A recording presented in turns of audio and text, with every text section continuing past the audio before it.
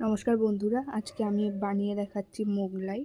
তো মোগলাই যেরকম করে লুচির ডোটা মাখো ঠিক তাই দিয়ে ডোটা মেখে নিয়ে পাতলা করে বেলে নিতে হবে। বেলে নিয়ে এরকম দুধার এরকম অল্প অল্প করে মুড়িয়ে নিতে হবে। মুড়িয়ে নিয়ে যে মাঝখানটা ফাঁকা দেখছো তার মধ্যে একটা ভাজা মশলা, যেটা বিস্কুটের গুঁড়ো, বাদাম আর লঙ্কা দিয়ে ভালো করে ভেজে নিয়েছি, সেটা দিয়ে দিলাম। আর এখন আমি বাটিতে ডিম, পেঁয়াজ আর কাঁচা লঙ্কা এটা আর লবণ দিয়ে ফেটিয়ে রেখেছিলাম, সেটা অল্প অল্প করে দিয়ে ওই বিস্কুটের গুঁড়োর মধ্যে ভালো করে মাখিয়ে দিতে হবে। এই যে অল্প অল্প করে দিয়ে আমি মাখিয়ে নিচ্ছি। এবার যে যেরকম পরিমাণে ডিম দেয়, আমি যতটুকু লাগবে আমি ততটুকুই দিয়েছি।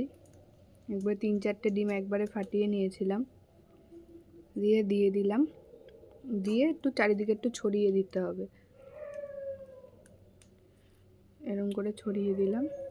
এবার আমার দুধারটা মুড়িয়ে নিতে হবে। যে দুধারটা আমি মোড়াইনি, ভালো করে মুড়িয়ে নেব যাতে ভিতরের মশলাটা বাইরে বেরিয়ে না যায়, তাই সাইড দুটোকে ভালো করে চেপে দিতে হবে।